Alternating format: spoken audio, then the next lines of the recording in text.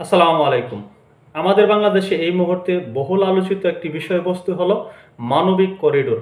Rakhine রাজ্যে মানবিক সহযোগিতা পাঠানোর জন্য জাতিসংঘের পক্ষ থেকে যে ধরনের সহযোগিতা আসবে সেগুলো বাংলাদেশ দিয়ে একটি করিডোর করে রাখাইনে পৌঁছে দেওয়া হবে, এমন একটি চুক্তি অন্তর্বর্তী সরকার করেছে বা করার সম্মতি দিয়েছে।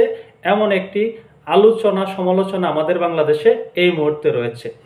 এখন এটি কতটুকু সত্য, কিভাবে হতে যাচ্ছে সেই চুক্তি, কারা করছে, এই নিয়ে নানান প্রশ্নের উদয় হয়েছে। আজকে আমাদের প্রধান উপদেষ্টা প্রেস সচিব বলছেন মানবিক করিডোর নিয়ে কারো সঙ্গে আলোচনা করেনি সরকার। তিনি সরাসরি বলছেন জাতিসংঘ বা এই ধরনের কারো সাথেই এই বিষয়ে ওই অর্থে আলোচনাই হয়নি। এখন আমরা কার কথা সত্য কার কথা মিথ্যা সেটি কিভাবে বুঝব? আমাদের পররাষ্ট্র উপদেষ্টা বলেছেন যে এই ধরনের একটি আলোচনা চলছে এবং বাংলাদেশের পক্ষ থেকে সম্মতি দেওয়া হয়েছে, এমনই ইঙ্গিত তিনি দিয়েছেন। এখানে প্রধান উপদেষ্টার প্রেস সচিব বলছেন মানবিক করিডোর নিয়ে কারো সঙ্গে আলোচনা করেনি সরকার। এখন কথা হলো কার কথা সত্য? এই প্রধান উপদেষ্টা প্রেস সচিবের কথা সত্য, নাকি আমাদের বাংলাদেশের এই মুহূর্তে যিনি পররাষ্ট্র মন্ত্রণালয়ের দায়িত্বে আছেন পররাষ্ট্র উপদেষ্টা তার কথা সত্য? আমরা জানি এই মুহূর্তে এই সরকারকে অনেকে বলে থাকেন ফেসবুক সরকার। কোনো বিষয় নিয়ে কোনো কথা উঠলে, আলোচনা উঠলে তার জবাব আসে ফেসবুক পোস্টের মাধ্যমে। তেমনি এই নিয়ে ব্যাপক আলোচনা সমালোচনা চলছে। তারই ব্যাখ্যা দিলেন আমাদের প্রেস সচিব শফিকুল আলম। শফিকুল আলম কি বলছেন? সরকার জাতিসংঘ বা অন্য কোনো সংস্থার সঙ্গে তথাকথিত মানবিক করিডোর নিয়ে কোনো আলোচনা করেনি বলে জানিয়েছেন প্রধান উপদেষ্টার প্রেস সচিব শফিকুল আলম। তিনি এখানে মানবিক করিডোরকে উল্লেখ করছেন তথাকথিত। তিনি বলেন এখনও রাখাইনে মানবিক সহায়তা পাঠানোর বিষয়ে কোনো সিদ্ধান্ত নেওয়া হয়নি। আমরা সংশ্লিষ্ট পক্ষগুলোর সঙ্গে যোগাযোগ রাখছি। যথাসময়ে এ বিষয়ে দেশের প্রাসঙ্গিক স্টেক হোল্ডারদের সঙ্গে আলোচনা করা হবে। বিএনপির পক্ষ থেকে একটি কথা বলা হয়েছিল, মির্জা ফখরুল ইসলাম আলমগীর সাহেব কালকে বলেছিল এই যে চুক্তি করতে চাচ্ছে এ নিয়ে কাদের সাথে এই সরকার কথা বলেছে, এ নিয়ে তো কোনো রাজনৈতিক দলের সাথে কোনো আলোচনাই করলো না। তারই পরিপ্রেক্ষিতে হয়তো এমন কথাটি বলছেন প্রেস সচিব।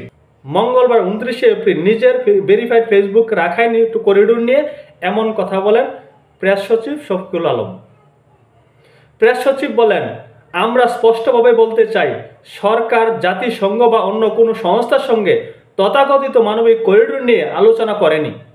একটা সরাসরি বলছে জাতিসংঘের সাথে এই সরকার এই নিয়ে কোনো প্রকার আলোচনাই করেনি।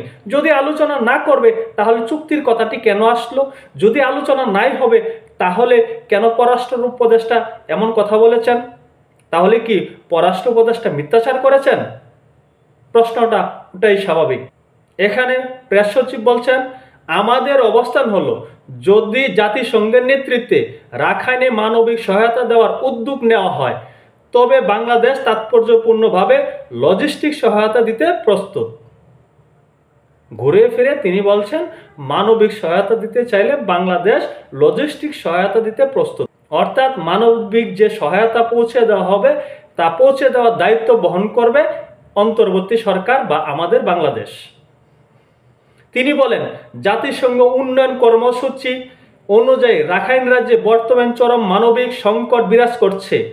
বাংলাদেশ সবসময় সংকটকালে অন্যান্য দেশকে সহায়তা করেছে, এটি সত্য।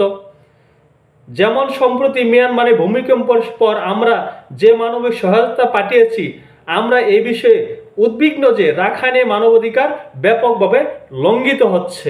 এরপরে প্রেস সচিব বলছেন এখানে একটি বড় শক্তির সংশ্লিষ্টতার কথা বলা হচ্ছে, তা সম্পূর্ণ ভিত্তিহীন এবং কল্পিত অপপ্রচার। সাম্প্রতিক মাসগুলোতে বাংলাদেশের বিরুদ্ধে যে ধারাবাহিক মিথ্যাচার ও ষড়যন্ত্রমূলক প্রচার চালানো হয়েছে এটি তারই অংশ। এই ধরনের অপপ্রচার আমরা আগেও দেখেছি, এখনও দেখছি। এখানে শফিকুল আলম একটি বিষয় ইঙ্গিত দিয়েছেন। তিনি বলছেন বড় শক্তির সংশ্লিষ্টতার কথা বলা হচ্ছে, অর্থাৎ আমেরিকাকে উল্লেখ করে বলছেন। সম্পূর্ণ ভিত্তিহীন এবং কল্পিত অপপ্রচার, এটি সম্পূর্ণরূপে অপপ্রচার যে বড় একটি শক্তির সংশ্লিষ্টতা রয়েছে এখানে। এবং এটিও তিনি বলছেন এটি বর্তমান সময়ে কয়েক মাস ধরে যে বাংলাদেশ নিয়ে অপপ্রচার চালানো হচ্ছে তারই একটি অংশবিশেষ, এটি তারই একটি ধারাবাহিকতা। এখন কথা হলো, এই অপপ্রচার চালানোর খোরাকটা কে দিয়েছে? এই অপপ্রচারের হোতাকে? অপপ্রচারটা কিভাবে সৃষ্টি হয়েছে? আমাদের পররাষ্ট্র উপদেষ্টা কেন এমন কথাটি বলেছেন? এখানে শফিকুল আলম বলেছেন এই ধরনের কোনো জাতিসংঘের সাথে কথাই হয়নি, আলোচনাই হয়নি। তাহলে পররাষ্ট্র উপদেষ্টা কেন এমন মন্তব্য করলেন? প্রকৃতপক্ষে এখানে যে ব্যাখ্যাটা শফিকুল আলম সাহেব দিয়েছেন, অনেকে এটিকে আজগবি ব্যাখ্যাও বলতে পারেন। তবে সত্য যদি এমনই হয়ে থাকে তাহলে সেটিকে আমরা স্বাগত জানাই। তবে মনে রাখতে হবে, আমাদের বাংলাদেশের সার্বভৌমত্ব বিনষ্ট হতে পারে এমন কোনো চুক্তি করা যাবে না। আর সেই চুক্তি করার কোনো ইখতিয়ার এই অন্তর্বর্তী সরকারের নেই বলেও রাজনৈতিক বিশ্লেষকরা মনে করছেন। এখানে তিনি বলছেন অপপ্রচার চালানো হচ্ছে। সেই অপপ্রচার কি আওয়ামী লীগ চালাচ্ছে? সেই অপপ্রচার কি বিএনপি চালাচ্ছে? এই কথাটি তো প্রথম আমাদের পররাষ্ট্র উপদেষ্টাই বলেছেন। তাহলে এটি আজগবি কিভাবে হলো? এটি গুজব কিভাবে হলো? বাংলাদেশ নিয়ে অপপ্রচার কিভাবে হলো?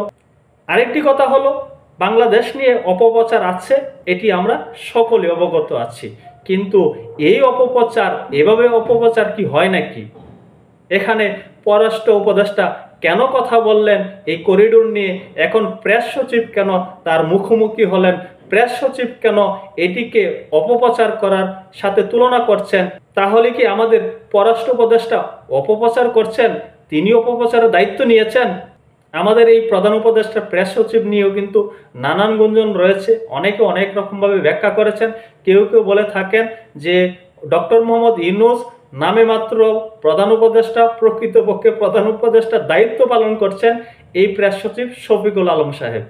তিনি এই মুহূর্তে এসে এই অন্তর্বর্তী সরকারের একজন উপদেষ্টাকেই বলছে অপপ্রচার করছে। সকলে ভালো থাকবেন। আল্লাহ হাফেজ।